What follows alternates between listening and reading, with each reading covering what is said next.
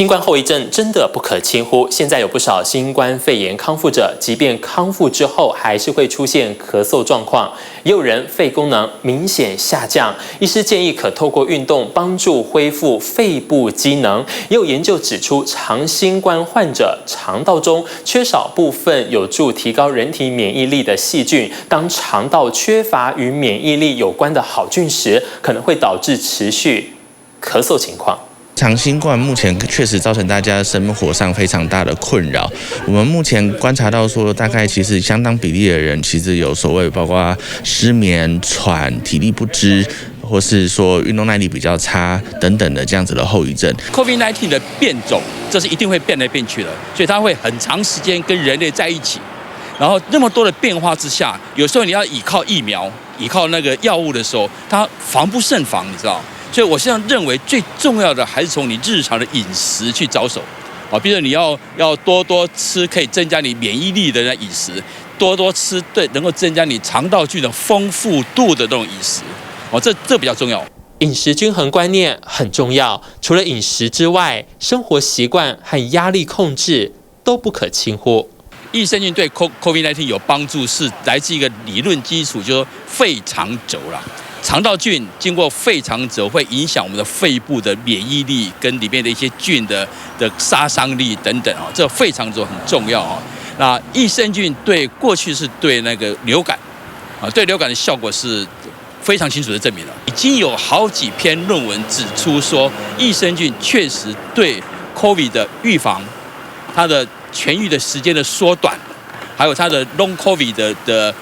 快速改善都有帮助的。后疫情时代，专家建议摄取足量蛋白质及热量，像是脂溶性维生素与 B 群、矿物质钙、镁、锌等，可强化修复基础黏膜保护与抗体免疫能力。预防胜于治疗，因为治疗你真的防不胜防的。OK， 那益生菌呢？我认为益生菌对 COVID-19 的预防、治疗以及预后都很有帮助。可是你必须要去慎选那些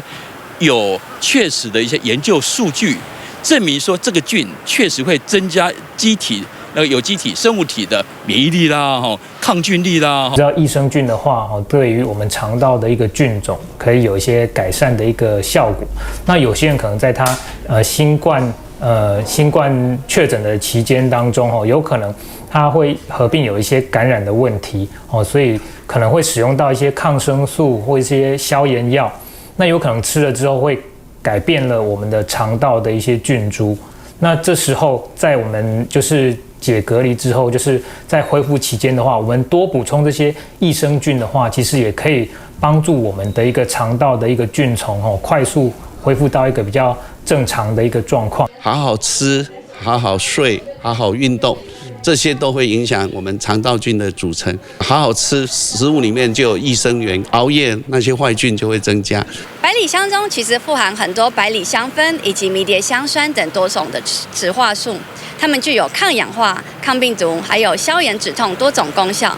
在国外的文献其实也有指出呢，百里香在呼吸道方面具有降低喉咙发炎以及帮助排痰的功效。各国专家针对新冠后遗症认为，可能跟肠道益菌失衡有关。事实上，菌相失衡导致严重的新冠肺炎症状，若痊愈后仍持续失衡，有可能让身体呈现发炎，绝对不能轻忽。